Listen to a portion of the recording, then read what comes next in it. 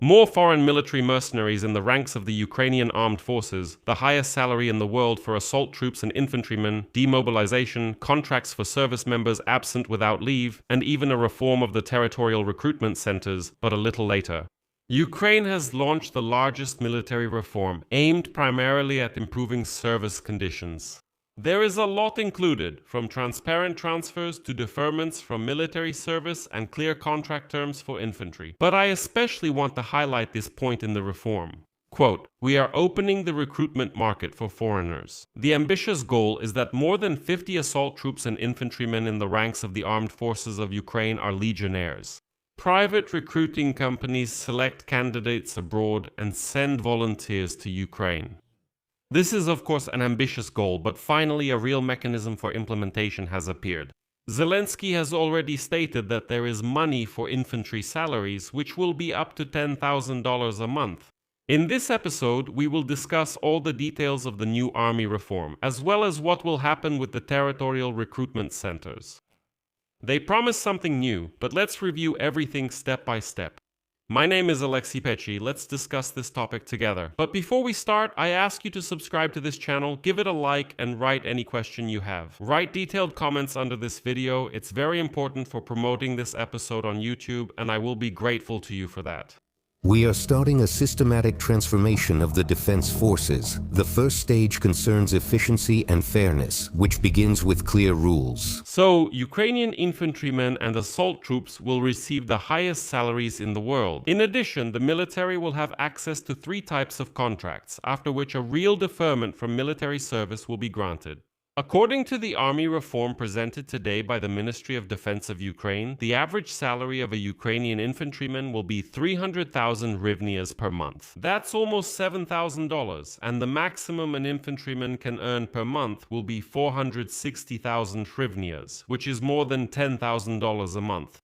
How can you achieve those numbers, and how will that salary be calculated? So, the salary will be calculated as follows, and today the Ministry of Defense of Ukraine presented that very formula. So, 20,000 hryvnias is the base pay, 10,000 hryvnias will be added for each day in position, and 20,000 hryvnias for each strike search day. That is, it means when there are some actions at the front, and 40,000 hryvnias for each assault day, meaning when the unit is actually storming the occupiers' positions. In addition, the minimum salary in the rear increases from 20,000 to 30,000 hryvnias, that's $670, and the pay will increase along with the risk, meaning the closer to the front line, the higher the additional payment will be. Salaries for the command of combat units are doubled. In addition, the launch of 3 new types of contracts has been announced.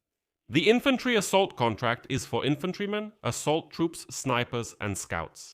The term lasts 10 or 14 months, with a mandatory deferment from mobilization. We'll also discuss how it's calculated a bit later. The second type is a combat contract for combat positions, except for infantry assault roles. The term is 24 months, followed by a deferment from mobilization. It provides for additional monthly payments.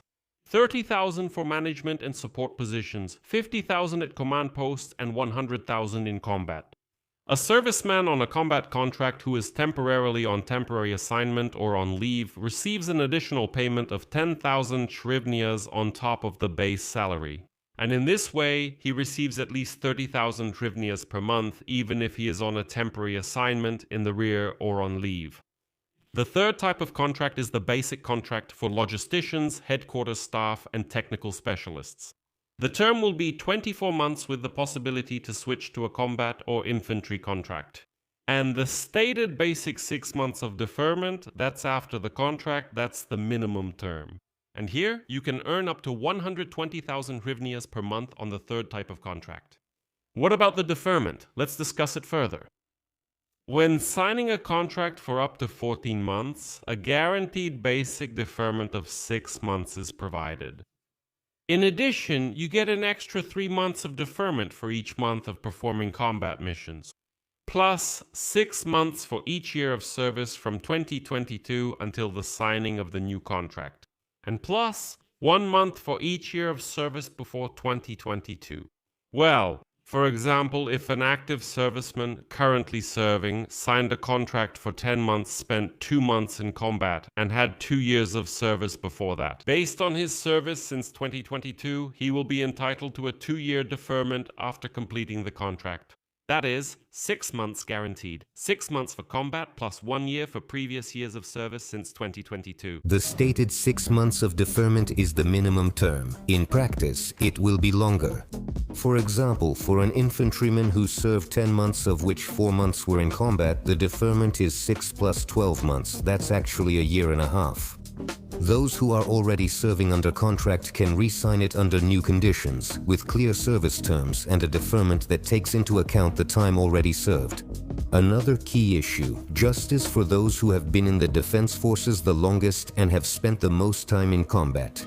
For them, we will begin a gradual discharge from service by the end of the year. At the same time, those servicemen who are already serving under contract can renew it under the new terms.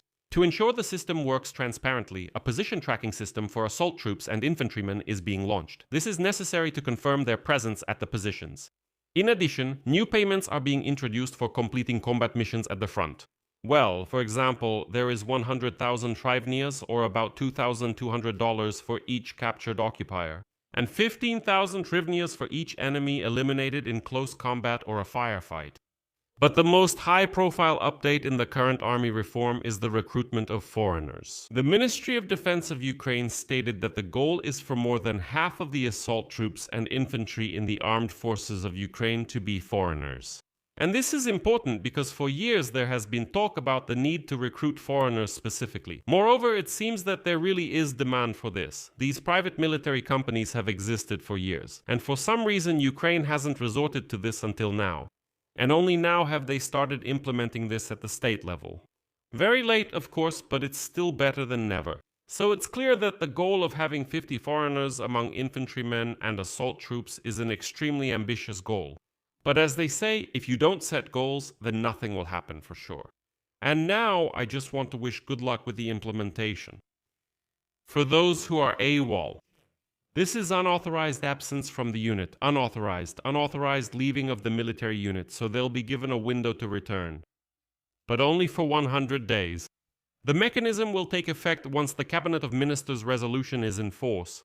Military personnel can return within the same military structure they left when they went AWOL, but they will be able to independently choose the unit and commander where they are ready to continue their service.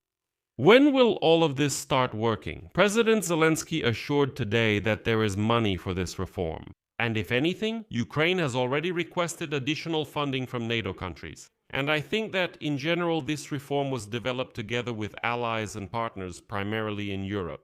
That's why they clearly understand that additional money is needed, and it's obvious they've already budgeted for it.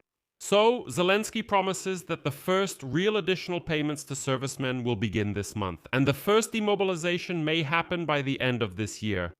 What will happen to the military enlistment centers? Nothing new for now. Prime Minister of Ukraine Yulia Sviridenko stated that first, they will carry out a reform of military personnel salaries. And then we will talk to you about the territorial recruitment centers. Here is her quote.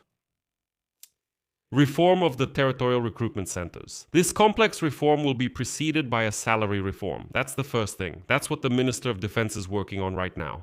The next steps will be contracts for infantry and assault troops, then changes to the terms of service. And accordingly, then the transition to the reform of the territorial recruitment centers. These are the most difficult reforms and the most challenging issue facing Ukrainian society today. The Minister of Defense is working on this. So first, rolling out all the new measures in the military, contracts, deferments, foreign fighters, and so on and so on. Payment is also very important. Eventually, the territorial recruitment centers will be reformed. So, friends, what do you think about this new army reform? Please write your thoughts in the comments for this episode and subscribe to the channel, hit the bell, and don't forget to like. Also, let me remind you that I have a Ukrainian language YouTube channel, Alexei Faiki. The link to it is in the description of this video, so if you want to get news in Ukrainian, welcome. Go ahead, subscribe. I'll be glad to see you there. That's all for now. Take care. Goodbye, everyone.